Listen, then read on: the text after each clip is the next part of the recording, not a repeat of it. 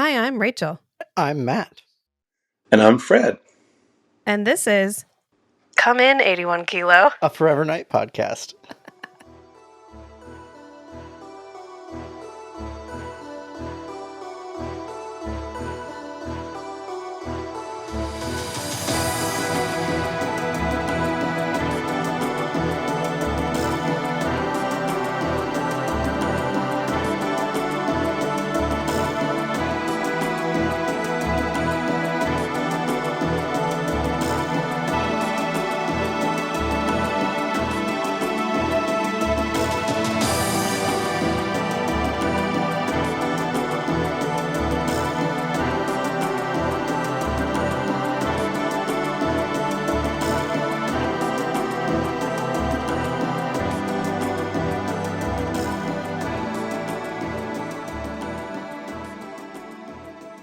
I haven't gotten to use my button in a while because we finished. All right, so we're talking to Fred Mollin, right? Mollin. Okay, thank you. Fred Mollin, who, I mean, if you're listening to this podcast, you know exactly who he is, but the music guy for Forever Night, who very generously agreed to be on our podcast. So thank you for coming on.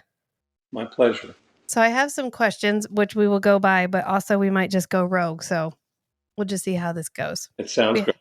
You're our first interview, Fred. So all right. For Forever Night. For Forever Night. Yeah, we do some for other podcasts. But okay, we're dealing with a cat, so he doesn't interrupt our recording. Oh, no. I love kitties. It's okay. So you're in Nashville? I am. Yeah. Yeah. Do you like that? What do you think? Better than Toronto or just... Oh, I mean, when I left TV and film scoring in 2001, which was a decision I had made to, because I had been burnt to a crisp, I missed making records as a record producer, which I had started doing in my early part of my career. And I felt Nashville was the only place left to do that with live musicians in the studio. And I loved producing other artists and making them sound good. So I moved here in 2001, changed my life again, and I love Nashville because of the musicians and the studios and the life here. Yeah. Nice. Yeah, my niece actually has a... She's 19, so her boyfriend just moved to Nashville to make it. He's a drummer in a band. So I thought, well, you know what? At 19, you should do it. Just go. It's really on so many levels. There's nothing like Nashville. It is literally we're all musicians and singers and everyone. We all gather here. Although it has grown so exponentially over the past 7 years that it's much more of a huge city now than it ever was. But I still love making my records here. It's magical. Nice. Yeah, I was watching an interview you did, I think about 7 years ago, where you were saying you do quite a bit of there's only 3 record labels left, so you do quite a bit of independent record producing. Yeah, I mean, I work for both both 4, or there's really 4 labels left, but okay, but there's a lot of smaller labels and a lot of independent artists that I produce. Yeah. So how did you get your start, just in general? Like, how did Fred start Fred's life? Well, I grew up in Merrick, Long Island, which is in the South Shore of Long Island, and my musical life started really when the Beatles played Ed Sullivan in 1964, and I was 11 years old, and I sort of realized, because I had been a musical little kid, but I realized I wanted to get a guitar and learn how to sing songs and write songs and try to get girls. So my life changed literally, like many of my brother and sisterhood. Many people in that situation changed, and we saw a direction to go. And my direction, even though it did get sort of changed here and there, was always musical. And so initially I started as a singer-songwriter. I had bands. I quit school when I was 16 to pursue music more seriously, and then wound up in Toronto at age 17, um, uh, again making a life in music as a musician and singer-songwriter. And soon after, I think around 1973, so I'd been in Toronto probably for a year or so, I was playing a lot of club gigs as a singer-songwriter, and I got asked to produce a demo for an artist named Dan Hill, who I was playing a lot of gigs alongside of. And I was like, well, yeah, I can produce this. I mean, I knew a lot about records, but I didn't have any experience as a producer. So we produced a little demo. The demo turned into a record deal, and very shortly after, we had hits in Canada, and my whole career changed because I started to like my life behind the camera, as opposed to having to be an artist. I liked being the person who made artists sound good. And so I liked my work as a musician and an arranger and a producer and a producer, record producer is really a director. Yeah. And I sort of liked that. And next thing you know, we had hits in Canada, and then, my life changed and I did other things as well. But in 1977 into 78, we had a song that we produced called Sometimes When We Touch, which, I have heard of that one. well, I think it is actually one of of the top 200 songs of airplay. Oh, wow. So we were very fortunate. We had a huge hit, and I was very young, and that catapulted me to LA for a couple of years to produce for Clive Davis. And I'm just going to give you a very quick recap, and then moved back to Toronto, which had been my adopted home, and I became a Canadian early on, and so I was a dual citizen. And my wife and I, at that point, we moved back in 81. We had our children in 84 and 87. And between 81 and 83, 84, my career as a record producer wasn't doing so well, but I started to get some work as a TV and film composer. And I had never wanted to do that.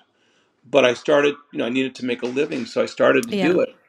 And literally by 85, my work as a record producer was gone, and I was becoming a full-time TV and film composer. And then in 87, I landed some big gigs on the Friday the 13th TV series for Paramount, and My Secret Identity for Universal, and The New Gidget for Columbia. And then you tell me, what was the first year of Forever Night? What was that? 1992. Okay. And then by that time, I was considered one of Canada's most successful TV and film composers. But because I was an American as well as a Canadian, I was able to sort of really work in both places and also qualify for Canadian content. So all of those years led me to one of my favorite series to score, which was Forever Night. Well, we're glad you did. Me too. So you wrote, and I always found this interesting, some pop songs for Forever Night, the Black Rose, Why Did They All Just Leave Me? I don't know all 7. They just popped out of my head. There were many. The Night Calls My Name. Yes, yeah. Touch the Night. Dark Side of the Glass. Yeah. Did you write those early on, or were those requested those were all written for the show. Okay, I mean, as they popped up in the episodes, or were you like, here's like a catalog of pop music we can use? No, I wrote all of those songs with Stan Meisner for the show. Oh, okay. I've always wondered if you were you like, here's like 7 songs we can sample for the next 4 years. No. I mean, basically, when we saw the that we would need music for the Raven, because my background is a songwriter, record producer, and everything, so it's very easy for me. And what I would do, because I was so busy, I was doing 3 TV series at once. Wow. So, and by the way, I don't have people who did my work for me. I did everything myself. So I would call Stan Meisner, who's a dear friend and a great song collaborator. Someone's at front door. Who is at the front door? Let's find out. No one's at my front door ever. Hold on. Where were we? We were talking about Stan. So Stan Meisner and I were great friends. I had produced his first solo album, and then we became great song collaborators because I loved writing lyrics, and he was really good with melodies and chords, as well as producing demos. So when I was so busy in those years, when we saw The Raven, when I saw The Raven, I realized I've got to create sort of a gothic vibe, sort of droney, mysterious rock song, landscape for the Raven. And so I would start to write lyrics. I would send them to Stan. And again, I was so busy that I would just send them I think I would fax it to him. Even though he was only 25 minutes away in Toronto. Yeah. And then he'd write the music and do the demo, and then we'd hire a singer. And while I was scoring things, he'd be doing the production on those demos. And so things like The Night Calls My Name, or Touch the Night, or Dark Side of the Glass, or what else was there? Heart of Darkness, I think. Yeah, Heart of Darkness. And Black Rose. Black Rose. So we used Laura Yates, who was a local rock singer in town. And we used a gal named Molly Johnson, who was a great sort of rock and jazz singer. And, we just gave them the direction. Stan produced those demos and masters, saying, make them sort of, more mysterious. And so, we would get those songs done, and I would deliver those along with my score. And but they were written for the Raven. I mean, I've always thought that was such a stroke of genius, because then you don't have to deal with licensing rights in perpetuity. The nice part was they were not part of my contract, so I did license them. But we did license them. At some point, we licensed them in perpetuity. Yeah. Yeah. So how did you end up working on Forever Night? Like, what steps led you to Forever Night? Well, I'm going to tell you a great story. Okay. I'm here for it. And if you have the time, I'll tell you. Oh, yeah. We have plenty of time. All right, good.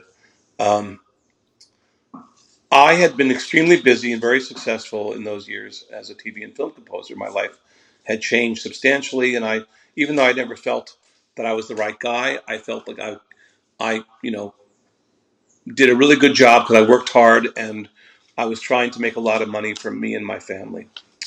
And so from the years from 86 till about 2001, I was nonstop, with an occasional foray into record production, but 80% of what I did were nonstop TV and film score. I had an agent in LA, and you said the first year was 92? Yeah. So probably sometime in 91, I got a call from my agent who passed away a few years later from AIDS, sadly. Lovely guy, Wayne Burgos. And I'm in the middle of being very busy, and sort of at my peak, so to speak, of TV and film score. And he called and said, listen, there's a really exciting series that I'd love you to pitch on. He said it's going to be one of these CBS late night shows. And I had already gotten one of them, which was Sweating Bullets, which was a detective series in the tropics. And but he said, I think you'd be great for this one. It's about a vampire cop. And I said, well, I do a lot of this. I'm happy to audition for this. And he said, and on top of it, he said, it's the company you've worked for, which is a company that did a series called Beyond Reality, which I did for 2 years for USA Network, which was about paranormal psychologists who try to solve cases. And I loved that show. And the people involved were a Toronto-based company called 4Point. And Wayne said, well, they're involved in this series. I said, well, and on top of it, it was for CBS, which, by the way, means that the royalties I'd be getting for airplay were about 10 times what regular cable would have been or something. Oh, wow. So it was a real big win. Yeah. And it was also for Columbia TriStar. So I'm like, man, I'm in. What do I got to do? And he said, well, you got to read the thing. And I read the thing. And they wanted some score pieces and a theme demo. And I did a really cool theme demo and some good score pieces, and sent them in through Wayne, through my agent in LA. And then I found out through John Slan and Richard Borchver, who were the Canadian producers, who I had a relationship with. And they said, listen, we have bad news for you. We said, we pitched you very hard. we said, you're the guy to do this. And the guy who created the show from LA, Jim Parriott, really, he didn't like that. And he said, I'm going to pick the composer. I don't need you to tell me who the composer is. And these guys called me and said, I don't think you have a chance because we can't push back against him. He's very adamant that, just because you're our guy doesn't mean shit to him. Yeah. So that was, I was sort of disappointed, but, I was very busy, but I was still disappointed. And I called Wayne, my agent, and I said, listen, I don't even think this guy's going to even listen to my stuff.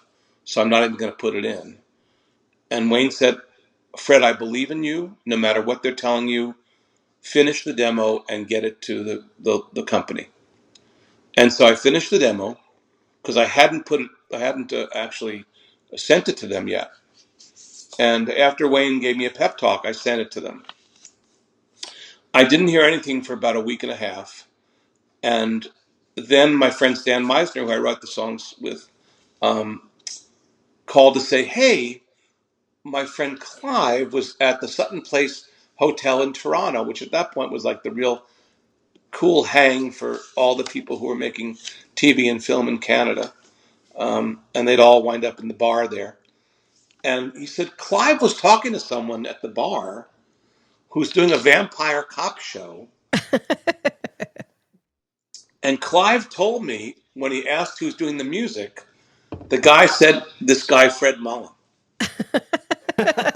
So this is all now broken telephone as far as I'm concerned. It's like a rumor, Yeah. Right. But obviously I got a little excited, Well, it turned out to be true. The next day I got a phone call from Richard Borchever at Four Point, Paragon at that point. They called themselves Paragon at that point. At Paragon. And Richard said, Jim Parriott wants to meet with you. He loved your demo. So I give Jim so much credit because he was so dead set against me. But when he heard my stuff, he said, this is the right guy. Yeah, that's hard to do, to go back from never, I'm not that guy, and then like, all right, well, he actually did the best job. Yeah. For him to go to, I don't want you to tell me who to use, and getting an attitude, to basically, you're right, he's great, which is what they said he said.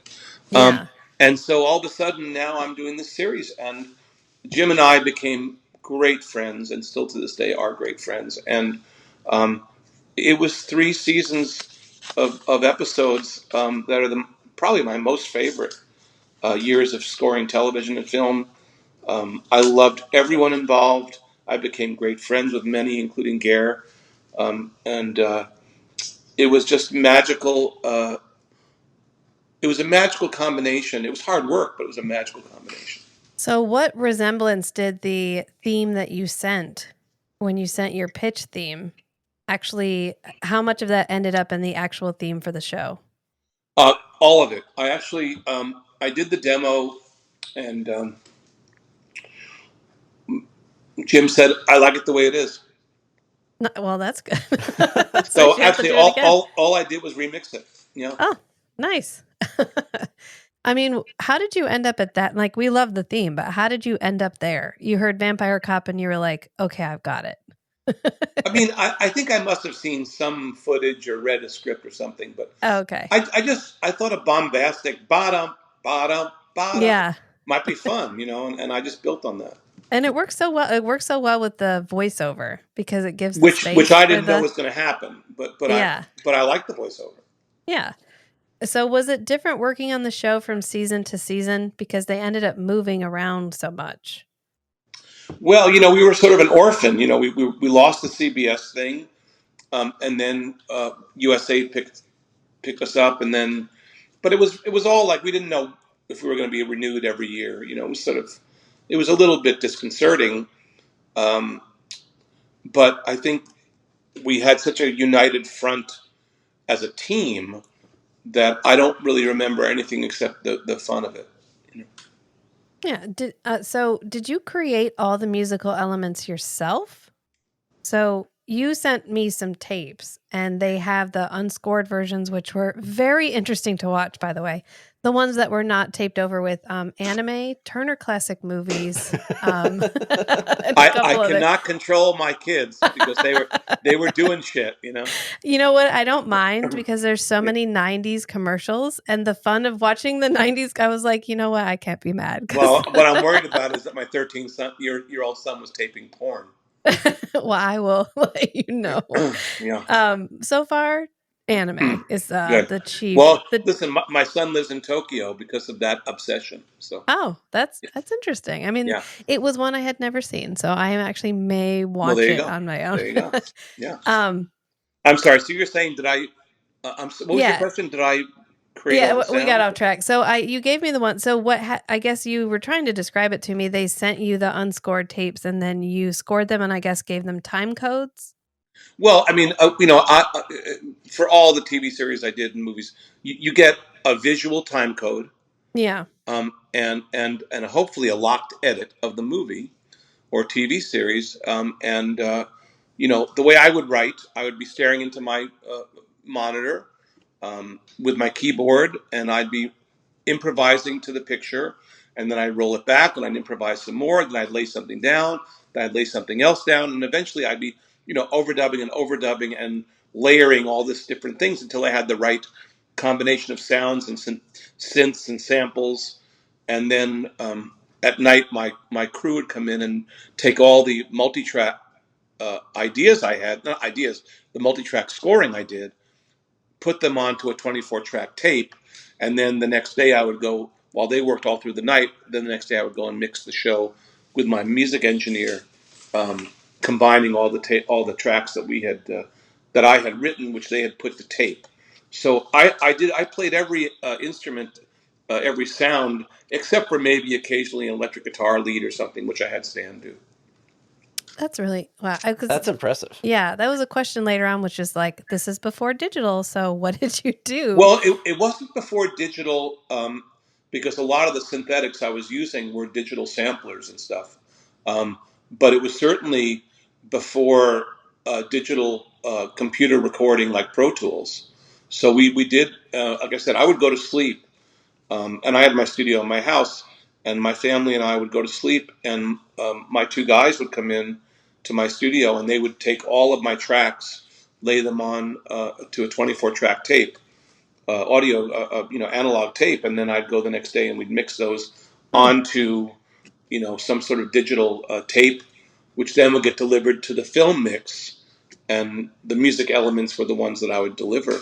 But I was I'm a drummer, an acoustic guitar, and electric guitar player who had to become a proficient keyboard player and also a proficient person with synths and samplers so that I could really do what this job was. I mean, and again, I want both of you to know I had no interest whatsoever in being a TV and film composer, especially one who had to play everything themselves, But it was really about the fact that I needed to make a good living, and the opportunities were given to me, and I ran with them.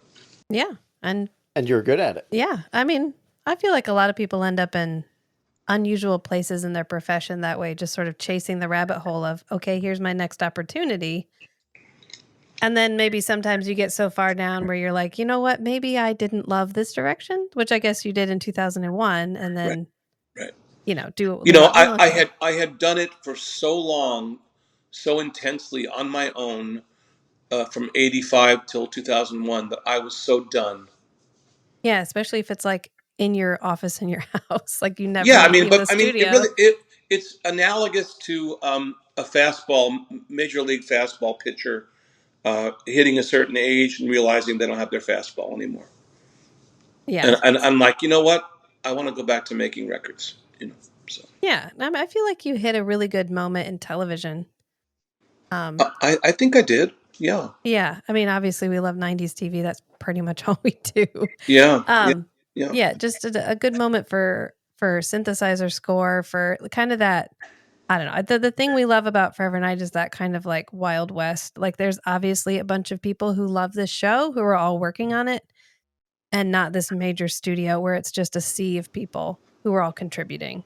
All right. So your favorite episode to score, or maybe at this point, just an episode that stood out so much you still remember it. You know what? Here's the thing, Rachel, and Matt. I have to tell you that I did so much work in those years that my memory of each episode is very cloudy, because literally we're talking 3 days a week. Yeah. I would write that score and record it and play all the instruments and go to the next show or whatever series I was doing. And it's impossible to remember, but there were highlights, of course, Mm. I remember one piece of score I wrote for an episode called Avenging Angel. And I remember I really loved it because it was just a 3-minute piece, and I begged them to turn the sound effects off when they mixed it and just make it a surreal musical and visual moment. So I loved that. I have very strong memories of the last episode because there was so much As do we emotion, all. Emotion from the team. And by the way, again, we became a great team of people. I would go to the set all the time, and we would hang and have a lovely life as team members together. And that was unusual because a lot of the TV series I did, I would never spend any time on the set. But with Forever Night and Friday the 13th, the series, I was on the set a lot, and we really became a great team on both of those series. But I remember last night, which was the last episode. First of all, I remember the pressure that I had to write the final score piece, which was, I guess, the death of Nick. Yeah. And allegedly. Allegedly. Well, we were Yeah. hoping it was going to be allegedly, but apparently Right. it was. Because at that point we were thinking, oh my God, it'll be a dream sequence and we'll come back next season or something. Yeah. But it never did. So the pressure that I had on myself was a lot. But I remember writing the last cue and really being proud of it, like really saying, because I think I suck on so many levels compared to the great TV and film composers like John Williams and Jerry Goldsmith and Dave Grusin and Thomas Newman and all these people. I'm nothing. I'm just a period on a page. But I felt like I did a really good job for the people I worked for. But I felt like that last cue on last night was one of my best cues. Yeah. Yeah, I think Ashes to Ashes and Last Night are some of my favorite episodes. So Ashes that had a lot of music. Yeah. Yeah. Yeah, that's one of my favorite episodes. I was so excited Matt had no idea how it was going to end. I managed to keep it a secret for 2 years. See, I don't remember a thing about the episode, but I remember there was a lot of music. Ironically, my next question is about Avenging Angel, so that's really funny. I was cool. Avenging Angel is the scene you're talking about is close to the end, and it's where he's driving. Correct. And we just get the music because it's this moment where he's kind of letting someone do something illegal. Yes. And we talk about it quite a bit in the episode that we did on Avenging Angel. But what it led me to ask was, how much creative control did you have over the score? And well, I think one of the nice things, Rachel, is that when you are the composer for a long period of time on a series, once the series gets going, they really just let you do what you do, and they trust you because they've liked what you've done, and after a while you've sort of set a style and set a thing, and so once Forever Night went into the third or fourth episode, no one listened to a thing I did until it was mixed on the floor. So I had complete creative control. Well, I'm sure that was reassuring. Like, oh no, Fred, you got this. It's okay. Well, but that's what we would do. When I would do long-term series, once you've got or just any series, once you got past the second or third episode, everyone was busy and they would just say, "Hey, go do your thing," and maybe occasionally someone would call and say, "Hey, they want to change that one cue," but that on Forever Night that never happened. So you kind of answered this already, but I'm going to ask it anyway. Do you still keep in touch with anyone from the show? Well, Jim is still a Facebook friend, although I haven't spoken to Jim probably in about 4 or 5 years. But we did keep up a great friendship up until probably a few years before COVID. Same thing with Gare. I always loved hanging with him in later years, but I haven't spoken to him in about 5 years as well. And as far as the rest of the team and actors, some of them are Facebook friends of mine, and we keep in touch a little bit. But I would say, at the moment, no, not keeping in close touch. Yeah, I mean, it's been 30 years, so. But I really, literally, I miss them and I love them. They're great. We just met Gare last year. We went up to Stratford and saw a play that he was in. Yep. And waited outside the door. I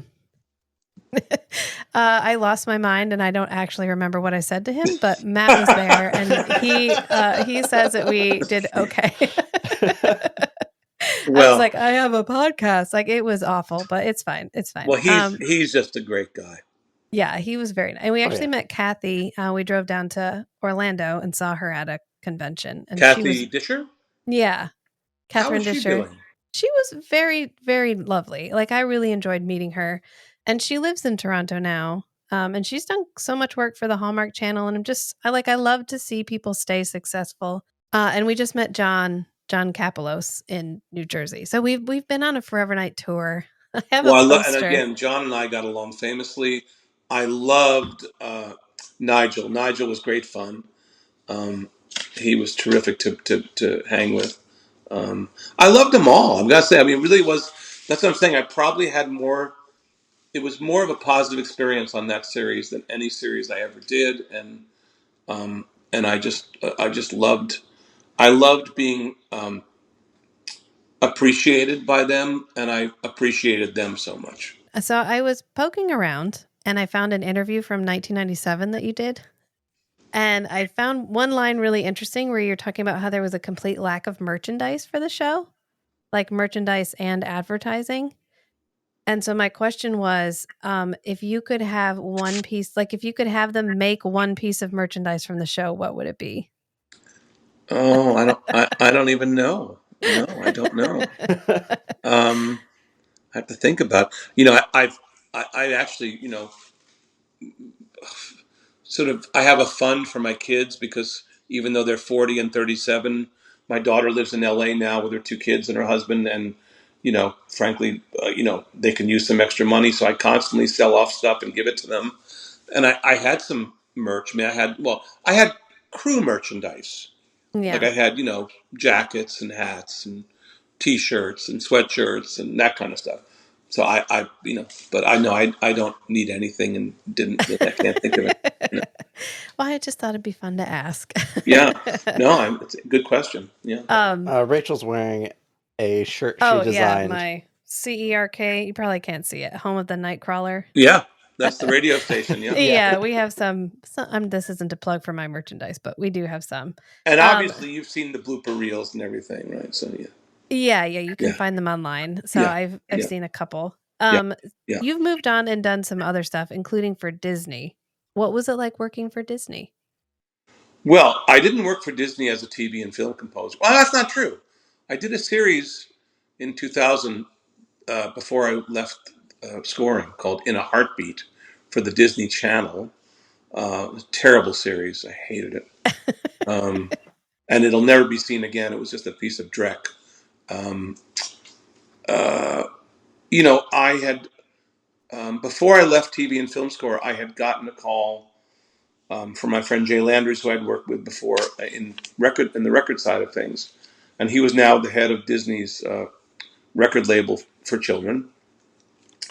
And he said, would you do an instrumental lullaby album for Disney Records? And I was like, of course. I'll squeeze it in. And I took well-known Disney songs as well as some other songs and turned them into very, very, very, just almost meditative versions, piano and strings, as an album to put little children to bed. And it was called the Disney Lullaby Album, and it sold over 1 million copies so far. Wow. And so I became Disney's most successful instrumental lullaby artist. And I did 6 different albums for Disney for lullabies. But then in 2000, 2006, I got an offer to run the label as the A&R person for Walt Disney Records. And so for a year and a half, I did run the label in Burbank and moved there and did that, as well as I did many other albums for Disney of all different kinds of things. But again, this is post scoring. I mean, I didn't go back. Yeah. I never went back to film scoring after that, after 2001. Yeah. You're just done. Yeah. Burned out. I mean, it was really, I walked away going, I love making records. I love being with other people and working as a team. And I had decided after 16, 17 years of lonely deadlines, doing everything myself, that I was burnt to a crisp. Yeah. So if there was a reboot or a reimagining of Forever Night, what do you think that would look like? Well, I mean, boy, that's a great question. I mean, are you thinking maybe that the same people are in it, but they play older characters? Or are you saying new people? Well, my joke is always that Gare comes back and plays LaCroix, and then we get a young guy for the the Nick character. Well, I mean that would be a good way to look at it. I mean, yeah, that maybe Gare does become sort of the the grandfather vampire, and either he leads them or he tries to be destructive, and then we have a new Nick, so to speak. Yeah. I mean, that's the end of my questions for you. Really, my last one was, in the interview from 1997, you said you thought last night was a good ending for the show. 30 years on, do you still feel the same way? Well, in retrospect, I think it's a great ending for the show because it never came back. So we sort of, it is the end. We put the stake in the heart, so to speak, and it was a pretty severe stake in the heart. So I would have preferred it not to have been that way. Sure. Well, thank you, Fred, for coming and talking to us. Oh my God, it's my pleasure. I mean, I get such a kick out of even remembering this stuff. It was such a great time. Yeah, I mean, obviously, it's still sticking around because somebody made a podcast about it. We did. Exactly. Just us. Exactly. No, I'm. You know what? I'm very. It means a lot to me that this particular show has such loyal fans and people who have such a great attachment to it. Yeah, I just feel like I wish whoever owned the rights would give it some love. Like, it feels like an abandoned property, and I hate that for it. Yeah. Like, I wish we could get an HD release or, literally like a DVD we could buy would be great. Or even just streaming season 3. Yeah. Well, so the DVDs aren't available anymore? No, the ones that Sony TriStar released were discontinued. And there's one company that releases like a full box set, Mill Creek, I think. Yeah, and they're kind of the like where all TV shows go to die ones where like they're all in cardboard and anyway, so it's just I think you're right. Sadly, I think we really were an orphan on many levels. But you never know. I mean, again, there's always a possibility that they'll realize they had some serious mojo on this show, and they'll show it some love. Yeah, that would be nice because I feel like this is a thing that didn't get done again. Yeah, like Forever Night didn't get done. Like a lot of TV shows, they pop up cyclically, every 15 years. Oh, that's like that TV show. Yeah. And a lot of people reference Angel or Moonlight, but I don't think they're the same. Like I don't lump them together. It feels like Forever Night's its own thing. I think we had a very unique show, and I think it was there's no question it was a cult item, but I think it had a lot of heart and a lot of it was a soulful show. Yeah, we heartily agree. So thank you again, Fred, for coming on. I think we've taken 40 minutes of your time. So I'm so glad to have done it. I get such a kick out of it. Thank you. You're welcome. And thank you so much for the tapes. I'm like super excited to watch all of them. I'm delighted someone who would be able to get a kick out of them got them. I did have a question about them. Some of them are labeled as the Glen Warren version. Yes. What does that mean? Glen Warren was the Canadian production company. Oh, okay. Actually, it was the Canadian production facility. Okay. And Glen Warren Productions had a channel called the CFTO and CTV in Canada. So they ran Forever Night, but I think it's a longer episode. Okay. Yeah, the crime time after prime time. Yeah. See, I do remember. See, you're making me remember things. I did have to add a couple of extra scenes of music for the Canadian versions. Yeah, I think they were like 5-ish minutes longer. Like 4 minutes longer. Yeah. Yeah. Because when we were watching it through with Matt, there's a lot of those scenes where like Nick appears to have gone back to his house and he's in his satin pajamas, but he's like on duty. Yeah. And it's the like Euro minutes that they just like fluffed in. Yeah. I love it. But that's the thing. When I was looking through the stuff that he brought me, I was like, oh, Glenn Warren. So these were the Canadian versions. They were longer. Yeah, that's right. Yeah. Well, it's anyway. Those were they were very creative times.